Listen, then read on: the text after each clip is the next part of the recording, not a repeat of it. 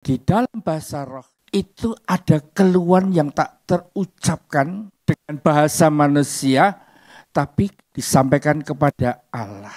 Kalau ada seseorang dibaptis Roh Kudus dengan tanda bahasa roh, bahasa lidah, maka itu sesungguhnya yang mengerjakan adalah Tuhan Yesus.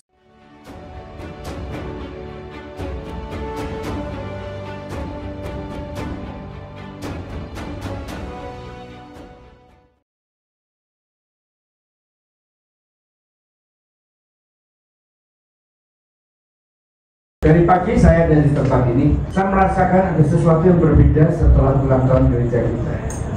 Kalau Ibu Gembala mendapatkan Mazmur 23, akan kekurangan aku.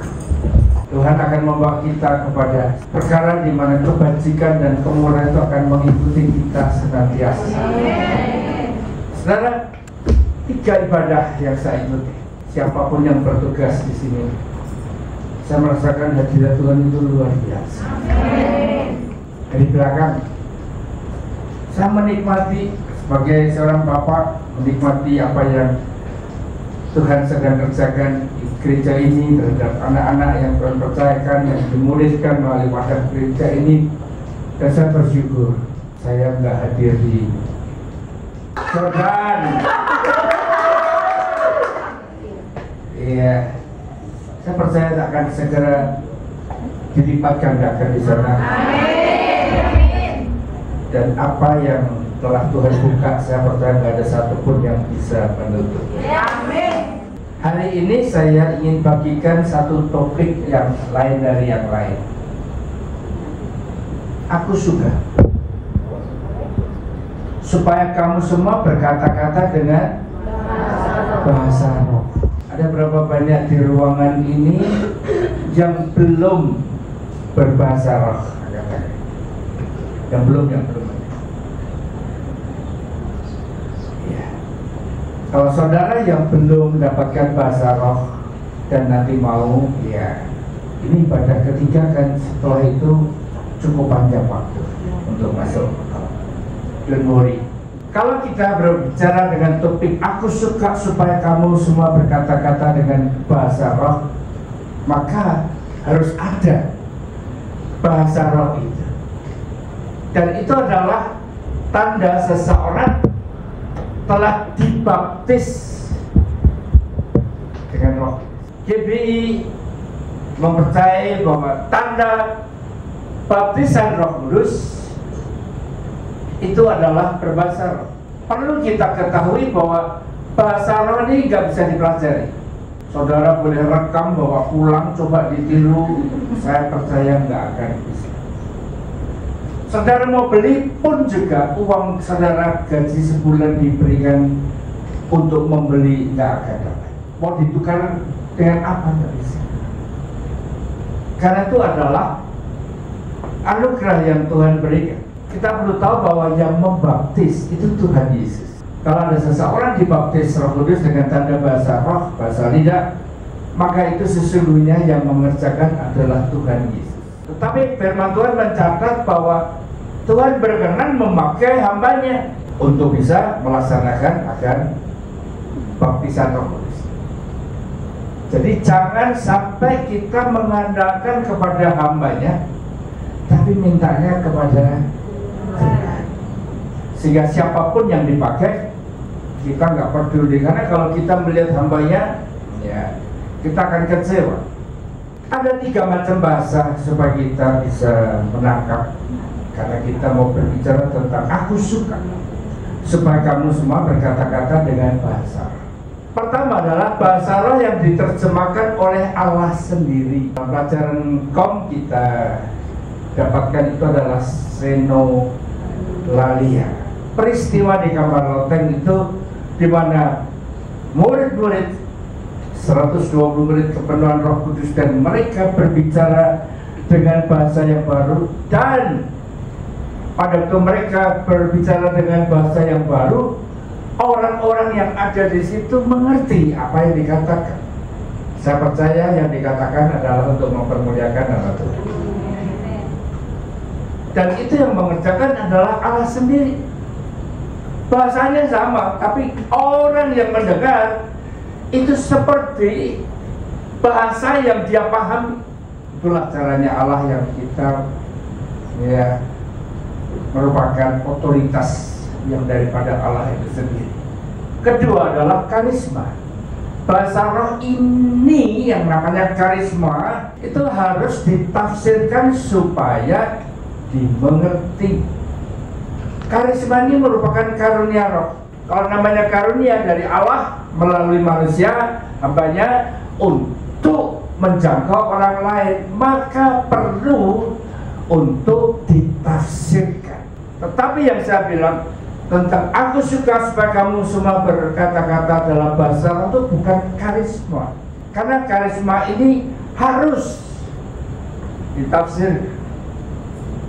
Yang saya maksud adalah sekarang yang ketiga, bahasa roh, glosolalia, glosa, yang mana tidak perlu ditafsirkan oleh manusia karena memang hanya Allah yang mengetahui.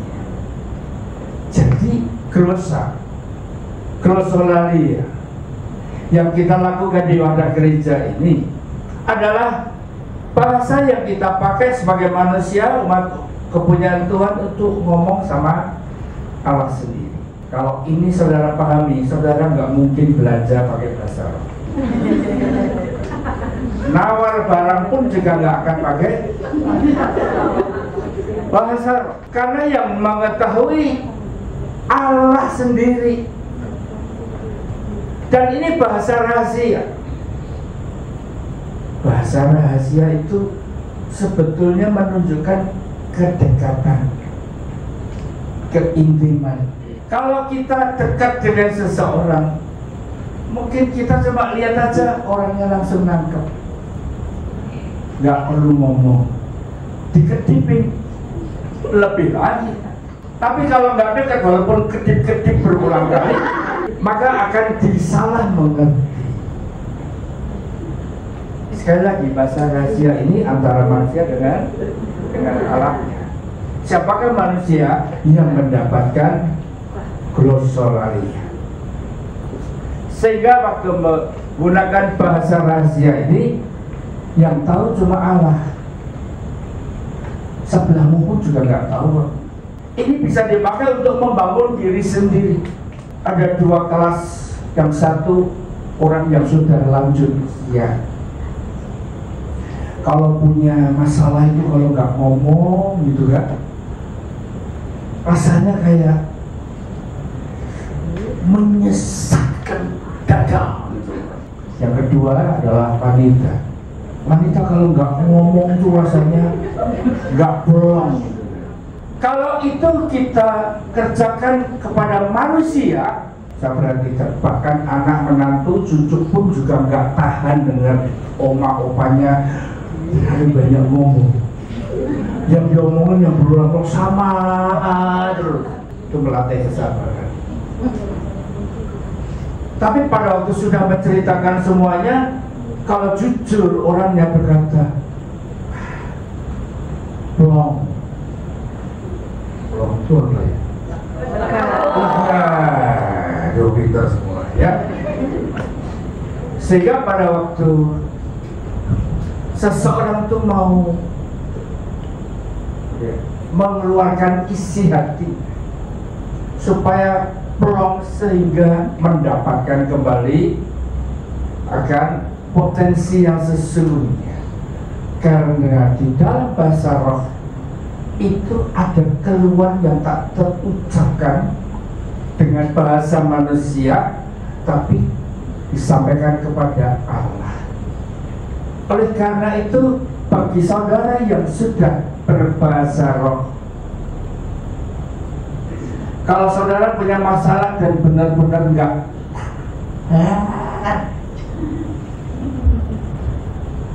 ya, apalagi kalau punya pengalaman ngomong sama gembalanya ember, ngomong sama pendirinya duel, kenapa kita nggak ngomong sama Bapak?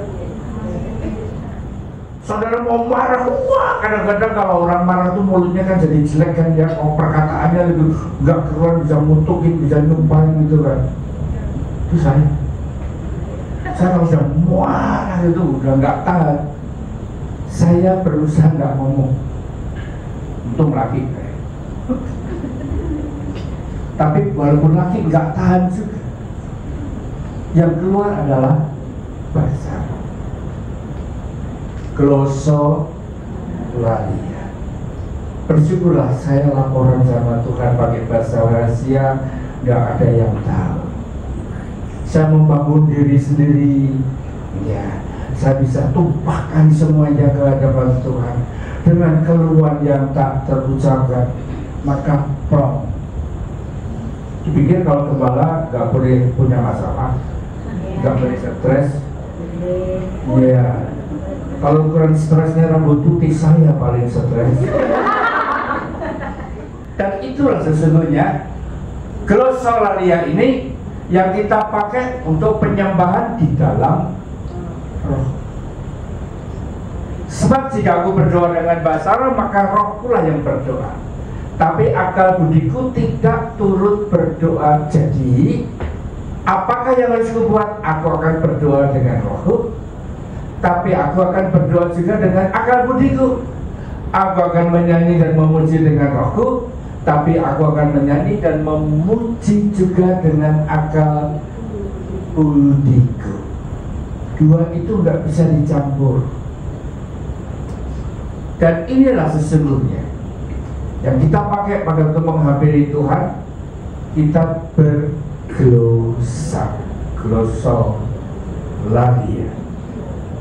Sehingga kalau ayat ini, aku suka supaya kamu semua berkata-kata dengan bahasa roh, tetapi lebih daripada itu supaya kamu bernubuat. Ternyata ada satu langkah lagi yang mana lebih baik daripada berbahasa roh, yaitu kalau kita bernubuat.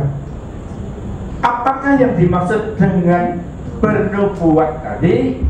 Yaitu memperkatakan yang baik untuk sesama manusia dengan tujuan untuk memberkati.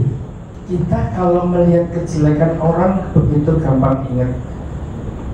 Bahkan kalimat-kalimatnya makin lengkap. Oh, yang model begini besok orang tuanya. Itu bukan nubuat. Kalau kita memperkatakan yang baik memang nggak gampang, karena levelnya di atas bahasa roh. Sekarang coba dites ya. Bayangkan gembala kulmu. Coba bernubuatlah kepada gembala kulmu. Kalau mungkin selama ini kok belum bisa bernubuat, kalau masak-masakannya kasihnya jatahnya kurang. Tetapi coba pikirkan apa yang baik dan perkatakan itu menjadi nubuat. Karena pada waktu kita memperkatakan, maka apa yang kita katakan itu firman Tuhan yang sudah udara dalam hidup kita, itu nggak akan kembali dengan sia-sia. Kalau dalam keluarga misalnya ngomongin anak itu paling gampang kan, lele, tahu le? Tahu. Kita kadang-kadang nggak tahan marah itu ngomongnya, kamu tuh malasnya minta ampun, besok kalau besar kamu jadi apa? Kalau kita memperkatakan lele, ya, kamu jadi anak yang akan paling pintar, penuh hikmat, ya kan? Dibedakan dari yang lain. Masa Daniel saja dibedakan, kamu enggak? Melihat perkataan seperti ini namanya nubuat. Dan saya tahu itu nilainya lebih daripada bahasa roh. Sengaja saya tambahkan, tidak ada jaminan orang yang berbahasa roh pasti selamat masuk surga. Tidak ada, amin. Yang berbahasa roh berani ngomong amin? Amin. Saudara, bahasa roh itu tidak memberikan jaminan bahwa orang ini akan masuk dalam surga. Orang yang berbahasa roh itu mempunyai level rohani yang lebih tinggi. Enggak ada. Bukan karena bahasa rohnya maka wah, ini sudah rohaninya sudah level-level dewa. Makanya bingung kan? Rohani levelnya dewa. Jadi jangan berpikir bahwa saat saudara berada dengan orang di sebelahmu dan dia tidak berbahasa roh, saudara berpikir, ah ini anak baru kemarin ini. No. Ya. Nah, itu merupakan hal sekilas tentang bahasa roh. Saya ajak saudara untuk masuk di dalam perkataan ini, penuh Roh Kudus. Seperti apa kasih orang penuh Roh Kudus? Coba lihat sebelahmu, kelihatan nggak penuh?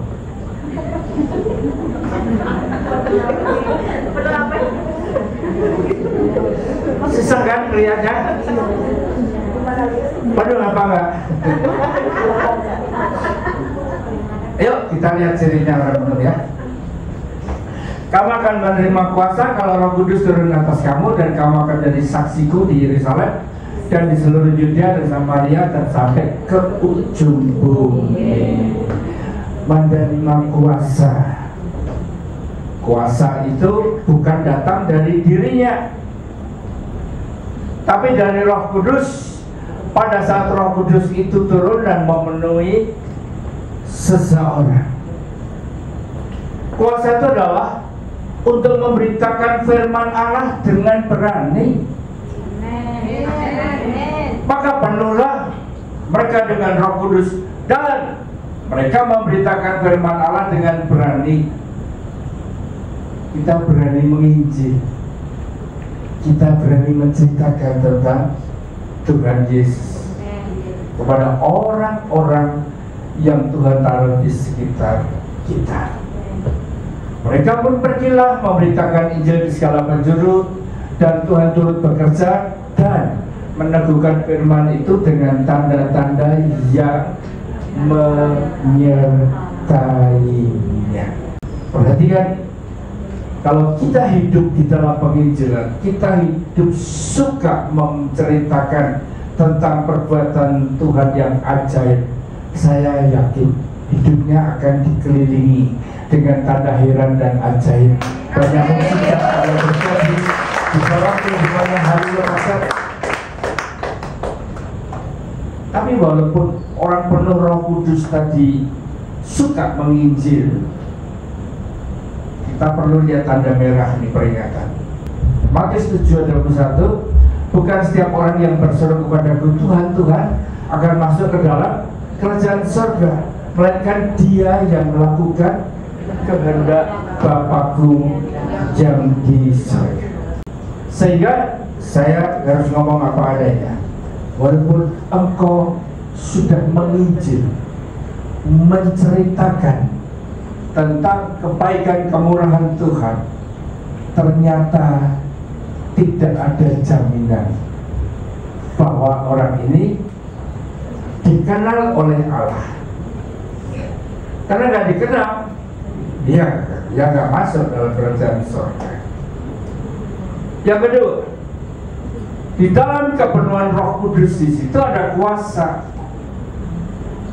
Kuasa ini kita tangkap melalui 1 Yohanes 2:27.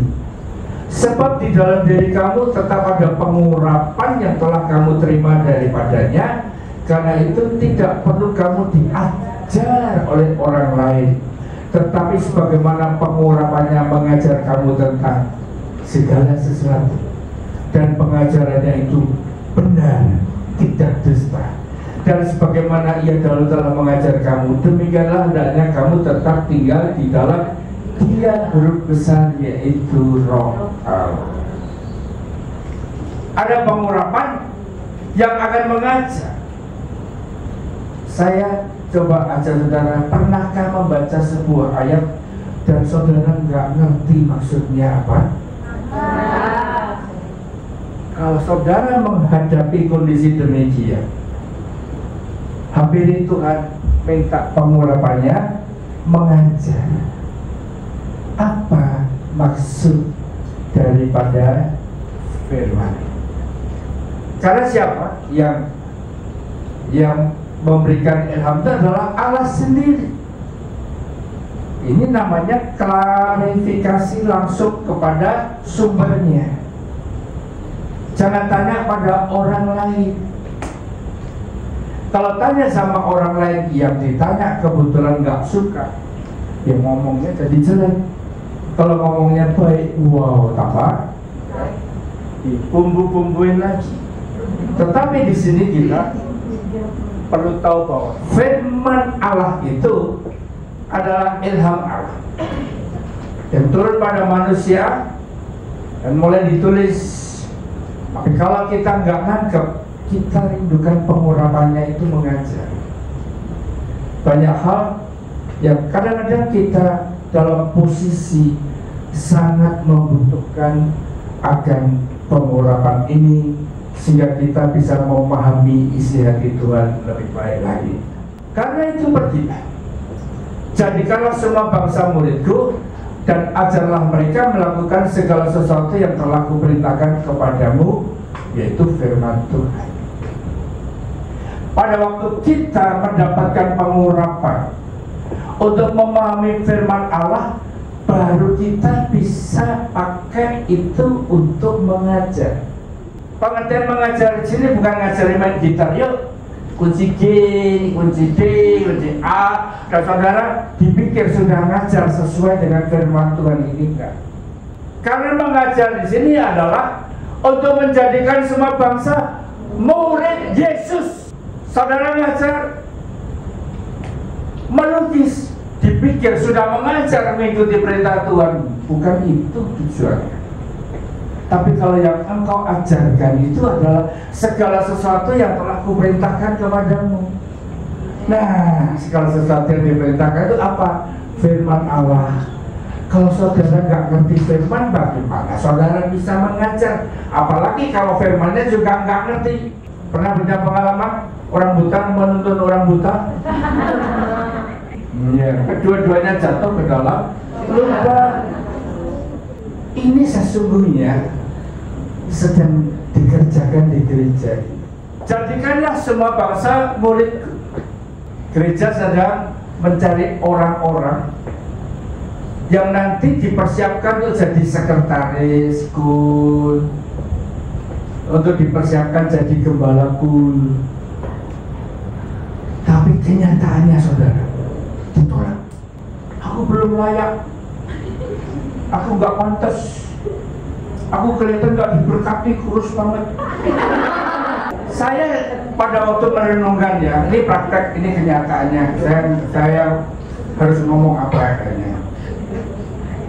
Ini sebetulnya langkah pemerintah. Kalau ada penilik menunjuk seseorang untuk dijadikan gembala, tahukah engkau? Penilik yang berani nunjuk pasti akan memuridkan, pasti akan mendampingi, pasti akan memberikan masukan. Gak mungkin ditinggal. Itu namanya pemulihan. Tapi yang dimuridkan menolak. Kalau menolak, kalian gak pernah punya murid. Kesempatan itu diberikan. Sayang, sudah dipilih menghina. Memang pada waktu saya merenungkan demikian, itu hak asasi. Orang kok dipaksa-paksa, gak tahu kalau di rumah sibuknya minta ampun. Di antara para pengurus kul sudah menjadi rahasia umum. Ada gembala kul sampai hari ini gak punya sekretaris. Jadi sekretaris saja gak ada yang mau. Nah, maunya jadi apa? Jemaat. Kalau maunya Tuhan sendiri yang narik, kita malah ketakutan. Tuhan saudara, masa Tuhan turun tangan sendiri? Memang seperti itulah caranya. Kalau Tuhan sudah turun tangan, kita manusia tidak akan bisa untuk ikut terlibat. Kita angkat tangan daripada cawe-cawe, nanti ikut kecewa sama Tuhan. Penting kita jadi pendoa syafaat. Tuhan, tolong Tuhan. Padahal untuk mengajar itu tentang firman Tuhan, kita bisa menggunakan pikiran, kita bisa menggunakan perkataan, bisa menggunakan perbuatan. Pikiran itu adalah pandangan kita yang otomatis bersandar kepada firman Allah. Sehingga pada waktu kita diajak orang pergi ke kuburan, mungkin nanti pulang ke Indo ada yang diajak ke kuburan. Ayo tengok Mbah Kakung bawa rokok. Dia sukanya rokok kelompok. Saudara, waktu diajak, apa yang ada dalam pikiranmu? Kamu bisa berkata, kita nggak perlu tempat orang mati. Kamu nggak sayang sama eyangmu. Bukan dia sayang, disayang pun nggak ngerti. Harusnya nyayang pada waktu masih hidup kan. Sekarang dibawain bakso, tinggal nggak sampai 5 menit pasti habis. Siapa yang habisin? Bisa seperti itulah pikiran kita mulai bergerak. Perkataan kita, Tuhan mengajarkan janganlah kau mencari arwah. Arwah itu orang yang sudah mati. Sehingga waktu kita berbagi, kita sedang memulihkan satu keluarga. Sehingga perkataan kita pun kalau sudah mulai kita menggunakan itu hanya untuk menceritakan kemuliaan Tuhan, bolak-balik ngomongnya Tuhan Yesus terus. Nah, mau ngomong apa? Politik. Kalau politik satu rumah bisa berantem loh. Kamu dulu menang nyoblos nomor berapa? Nomor berapa? Berantem kan? Ngapain kita ngomong? Orang akan melihat kita memulihkan melalui perbuatan kita. Itu cemplung itu waktu kamu berangkat diomongin macam-macam. Itu pergi ke Hongkong. Hongkong itu tempatnya haram. Ya. Itu pulang nanti pasti tambah rusak. Diberitakan sak kampung. Saudara mulai dengar karena baca status Facebooknya lu. Tapi saudara pulang, bawa oleh-oleh buat dia. Orang sak kampung kan bahasa Prancisnya ndromok. Ndromok itu lihat dengan kaget loh. Orang yang ngomongin kamu malah diulai-ulai baju model terakhir dari Hongkong. Harganya kau beli bilang cuma 500, bukan 500, 1 juta lebih itu. Tapi karena perbuatanmu maka orang itu menjadi baik. Amin. Jadi bertobat dan berubah. Dan dia menjadi muridmu. Amin. Ayo, kalian bisa juga memuridkan satu keluarga yang ada di rumah. Kalau yang menjaga anak kecil mau makan doa. Nggak diajari berdoa, rugi saudara. Punya murid yang kecil kan masih nurut. Coba ngajarin bubunya berdoa. Kalau sudah saat-saat menjelang terakhir baru nurut. Ya, itulah. Pada kondisi seseorang itu memuridkan, ketahuilah, maka guru itu nggak akan menghakimi, tapi cuma menilai. Hai Gembalakul, apakah kau memiliki anggotaku yang pasti masuk neraka? Ya, kalau yang ditanyakan yang seperti neraka itu kan ketawa semua. Kalau saudara tahu hidupnya nggak sesuai dengan firman Tuhan, nggak laku nih di surga.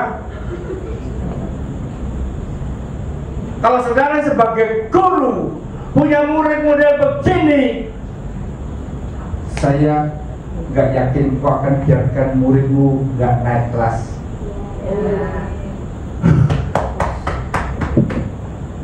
Guru dengan murid itu tuh ada ikatan yang nggak bisa diabaikan. Sehingga hal demikian itu bukan karena menghakimi, tapi menilai. Dan dia sebagai guru yang memuridkan berusaha supaya muridnya naik kelas. Dan ternyata saya baru ngerti bahwa orang-orang yang mulai mengajar firman melalui pikiran, perkataan, dan perbuatan, orang-orang yang memuridkan orang lain bukan soal talenta dunia, tapi firman Allah itu akan disertai Tuhan sampai kepada akhir zaman. Dan orang-orang inilah yang nanti akan melihat Tuhan datang kembali.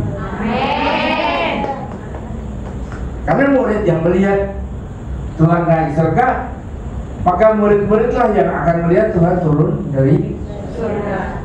Kalau tadi yang cuma memberitakan firman Allah, menginjil, belum tentu dikenal Tuhan. Tapi kalau memuridkan, maka akan bisa melihat Tuhan datang kembali. Tiga, menurut Roh Kudus pasti berlimpah. Kalau kepenuhan dengan Roh Kudus yang senantiasa ada dalam diri kita, saya yakin buah rohnya pasti juga melimpah. Amin.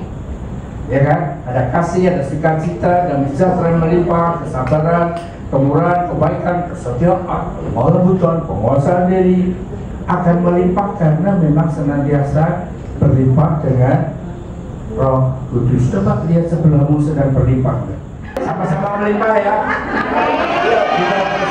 Saya ngomong jujur, jadi gembala itu kalau nggak melimpah kepenuhan dengan Roh Kudus, stres.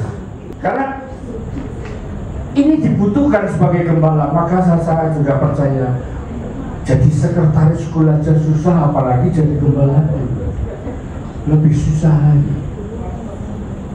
Tapi ketahuilah,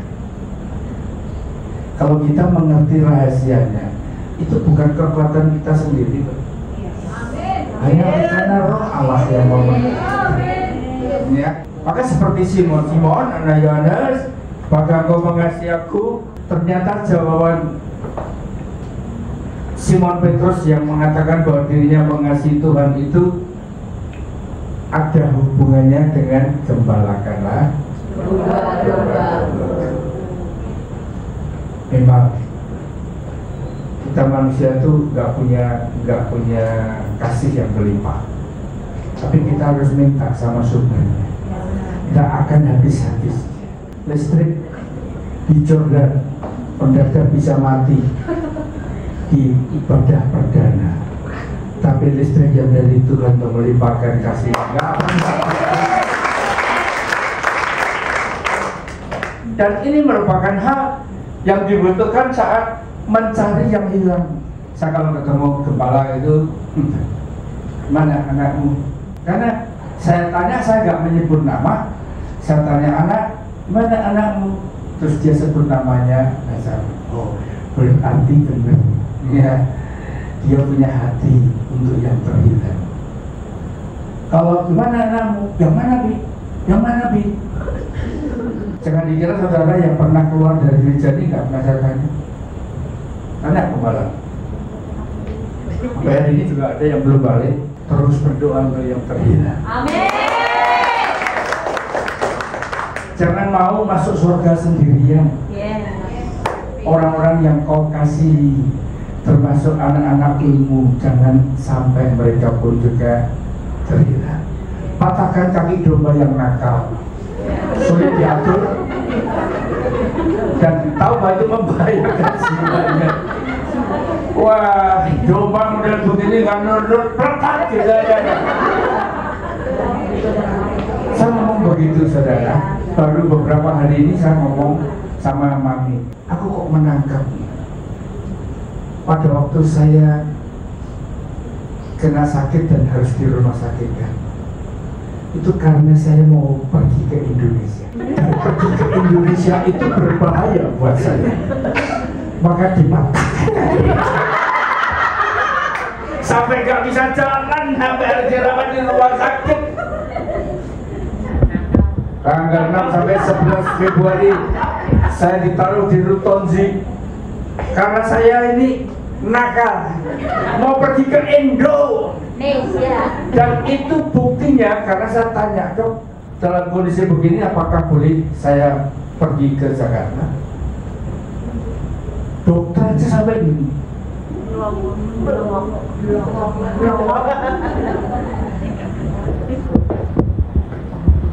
Iya. Dan baru sadar ya, gara-gara saya ini nakal nekat mau ke Indo, dipatahkanlah kaki saya. Tapi setelah itu digendong-gendong tenang lain. Buktinya saya masih hidup. Amin.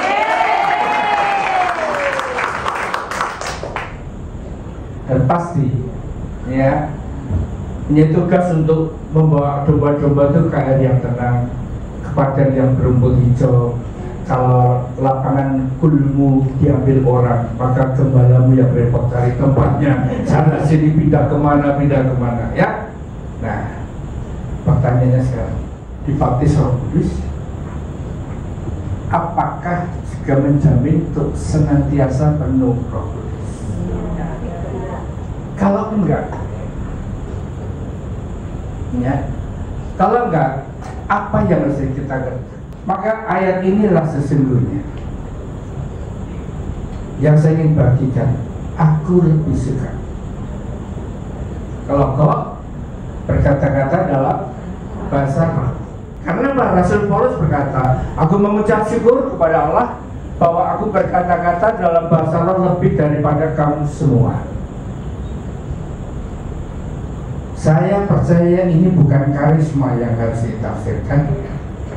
Ini bukan senolalia seperti di kamar lotek, tapi ini adalah glossolalia, bahasa rahasia antara Paulus dengan Allahnya, saudara dan saya dengan Allah kita. Bahasa rahasia yang bisa untuk membangun diri kita sendiri. Sehingga dari situ, ya, dengan kita melakukan glossolalia, maka bisa dibilang refill atau recharge.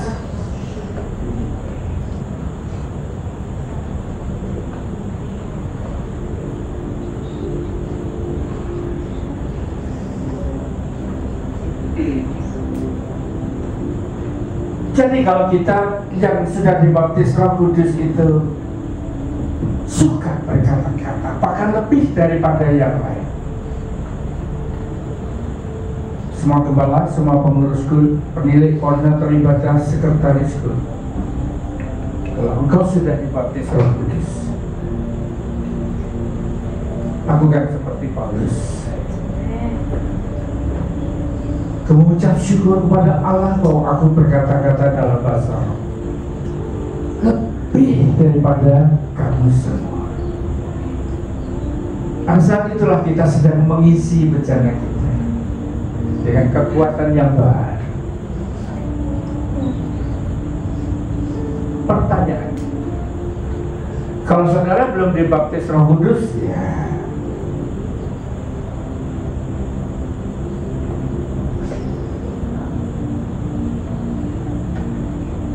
saudara harus punya waktu untuk saat itu. Seperti Tuhan Yesus pagi-pagi mencari Bapa di sana.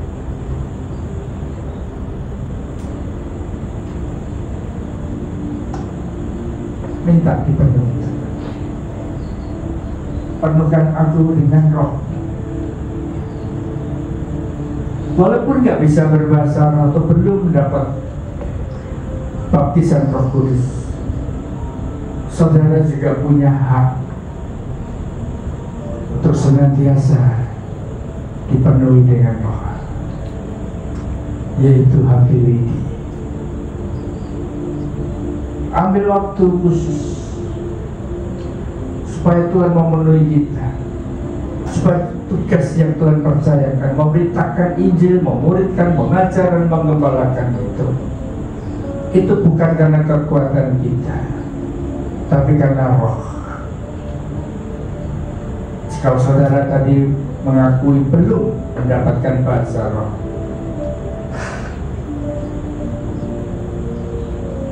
sederhana, minta minta roti nggak akan diberi batu, minta ikan nggak mungkin dikasih ular, karena kita minta kepada Bapa yang sangat mengasihi kita. Silakan